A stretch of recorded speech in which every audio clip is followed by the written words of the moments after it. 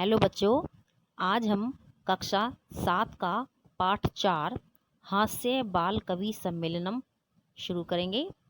इस पाठ को आप ध्यान से सुनेंगे, देखेंगे और साथ साथ पढ़ते जाएंगे। तो शुरू करते हैं। हास्य बाल कवि सम्मेलनम। छोटे छोटे बच्चों जो कवि के रूप में यहाँ पे दिखाए गए हैं, उनका हंसी से भरा हुआ सम्मेलन। विविध वेशभूषा धारिणः, अनेक प्रकार की वेशभूषा पहने हुए। चत्वारः बाल कवयः, 4 छोटे छोटे बच्चे रूपी कवि। मंचस्य उपरि, मंच के ऊपर। उपाविष्टाः सन्ति, बैठे हुए हैं। अध्यय, नीचे। श्रोतारः, सुनने वाले। श्रोतागण, हास्य कविता श्रवणाय, हंसी से भरी हुई कविता को सुनने के लिए। उत्सुकः, उत्सुक। संति हैं। कोलाहलम, शोर करते हैं। च और शोर कर रहे हैं। कोलाहलम च कुर्वन्ति, और वे शोर कर रहे हैं। संचालक आते हैं। संचालक कौन होते हैं? जो कि कार्य का संचालन करते हैं, जिसे आप एंकर भी बोलते हो इंग्लिश में। तो संचालक महोदय कहते हैं अलम कोलाहलेन। अलम कोलाहलेन का मतलब है शोर मत करो। अद्य, आज। परम हर्षस्य, बड़े ही खुशी का अवसर है। आज बड़ी ही खुशी का अवसर है। यत कि अस्मिन् कवि सम्मेलने, इस कवि सम्मेलन में। काव्य हंतारः, काव्य को नष्ट करने वाले। काल यापकाश्च, समय को बर्बाद करने वाले। भारतस्य, भारत के। हास्य कवि धुरंधर, हंसाने में महान कवि। समागताः, आए हुए हैं। संति, आए हुए हैं। यही आओ। करतल ध्वनिना, हाथ से ताली बजाकर। वयम, हम लोग। एतेषां स्वागतम कुर्मः, इन लोगों का स्वागत करें। गजाधर, तभी गजाधर आते हैं। सर्वेभ्यो अरसिकेभ्यो नमो नमः। यहाँ पे जितने भी अरसिक माने जिन्हें किसी प्रकार की कविता को सुनने में मज़ा नहीं आता, ऐसे लोगों को भी यहाँ पे नमस्कार है। प्रथमम तावद अहम, सबसे पहले तब तक मैं। आधुनिक वैद्यम, जो आजकल के वैद्य हैं, डॉक्टर हैं। उद्देश्यम, उनको उद्देश्य करके। स्वकीयम काव्यम श्राव्यामि, अपने काव्य को सुनाता हूँ। वैद्यराज, हे वैद्यराज। नमस्तुभ्यम यमराज सहोदरः। यमराज माने होता है यमराज जो मनुष्य के प्राण लेता है। सहोदर, सगा भाई। यमराज के सगे भाई, हे वैद्यराज, आपको नमस्कार है।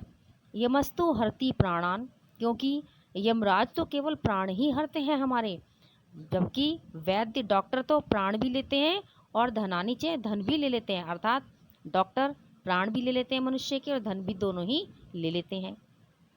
सर्वे उच्च ही हसंती, सभी जोर जोर से हंसने लगते हैं। कालांतक, अब कालांतक नाम के एक व्यक्ति आते हैं, बोलते हैं अरे वैद्यास्तु सर्वत्र, वैद्य तो हर जगह होते हैं। परंतु नाते मादृशा कुशलः, परंतु वे मेरे जैसे कुशल। जनसंख्या निवारणे, जनसंख्या की समस्या को दूर करने वाले नहीं हो सकते। ममापि काव्यम, मेरा काव्य भी। इदम शृण्वन्तु भवन्तः, आप लोग शृण्वन्तु, सुने। चिंताम प्रज्वलिताम, चिंता से जलता हुआ। दृष्टवा, देखकर। वैद्यो, वैद्य। विस्मय आगतः, आश्चर्य में पड़ गया। चिंता से परेशान होते हुए व्यक्ति को देखकर वैद्यराज आश्चर्य में पड़ गए। सोचने लगे ना अहम गतो, ना मैं भ्राता, कि ना तो मैंने और ना ही मेरे भाई ने कभी ऐसा किया। कस्य इदम हस्तलाघवम, ये कैसी हाथ की सफाई है। कहने का अभिप्राय यह है कि मैंने लोगों को बिना किसी अग्नि के जलते हुए देखा है, चिंता की अग्नि में, और वह व्यक्ति बिना किसी आग के मर जाता है। तो ये तो बड़ी हाथ की सफाई हो गई कि कोई आग भी नहीं लगी और मनुष्य चिंता से चल बसा। सर्वे पुनः हसंती, सभी फिर से हंसते हैं। तुंदिलः, अब तुंदिल आते हैं। तुंदस्य होता है पेट। तुंदस्य ऊपरी, पेट के ऊपर। हस्तम आवर्तन, हाथ को फेरते हुए बोले तुंदिलो अहम भो हो, अरे अरे सुनो मेरा नाम तुंदिल है। ममापि इदम काव्यम श्रूयताम, मेरे भी इदम इस काव्य को सुनो। जीवने धारिताम च, जीवने और जीवन में धारण करो। परा अन्नम प्राप्य दुर्बुद्धे, दुर्बुद्धे माने हे बुरी बुद्धि वाले, पराये अन्न को प्राप्त होकर माँ शरीरे दया करो, माँ शरीरे मेरे शरीर पर दया करो। कि हे बुरी बुद्धि वाले व्यक्ति, तुम्हें दूसरों का खाना, दूसरों का भोजन मिल गया है तो मेरे शरीर पर तो दया करो।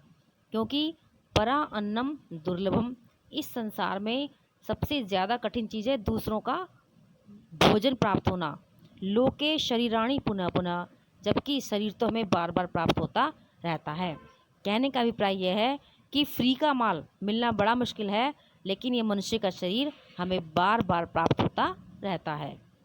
सर्वे पुनः अट्टहासम कुर्वन्ति, सभी फिर से, अट्टहास का मतलब होता है जोर से हंसते हैं। अट्टहास का मतलब क्या होता है? जोर से हंसना। तो सभी जोर से हंसते हैं। चारवाक नाम के कवि आते हैं। आम आम हाँ हाँ, आम का मतलब है हाँ हाँ हाँ। शरीरस्य पोषणम, शरीर का पोषण करना सर्वथा उचितम एव, हर प्रकार से सही है। यदि धर्म नास्ति, अगर हमें धन ना मिले, पैसा ना मिले, तदा ऋणम कृत्वा, तो हमें दूसरों से उधार लेकर, कर्ज लेकर भी पौष्टिक पदार्थ एवं भोक्तव्य है, अच्छे अच्छे भोजन खा लेने चाहिए।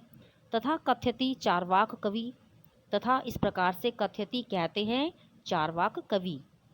यावत जीवेत, जब तक जियो, सुखम जीवेत, सुख से जियो, ऋणम कृत्वा, कर्ज लेकर, उधार लेकर, घृतम पिबेत, घी पियो, अर्थात जब तक आप इस संसार में जी रहे हो, मौज मारो, खुशी से जियो, और चाहे तुम्हें इसके लिए दूसरों से उधार लेना क्यों ना पड़े। श्रोतारह, सुनने वाले सभी कहते हैं, तही ऋणस्य प्रत्यर्पण कथम, प्रत्यार्पण का मतलब होता है वापस लौटाना, तो उधार लिए हुए पैसे ना लौटाएं। चारवाक, श्वेताम सुनो, चारवाक कहते हैं सुनो, मम अवशिष्टम काव्यम, मेरे बची हुई कविता को सुनो। अवशिष्ट का मतलब होता है बची हुई। घृतम पीत्वा, घी पीकर, श्रमम कृत्वा, मेहनत करके, ऋणम कर्ज को, प्रति अर्पियत जनाः, मनुष्य को उतार देना चाहिए। सबसे पहले वो घी पिए, फिर उस घी को पीकर मेहनत करे, और मेहनत करके जो पैसा आए उस पैसे उसे अपना कर्ज लौटा देना चाहिए।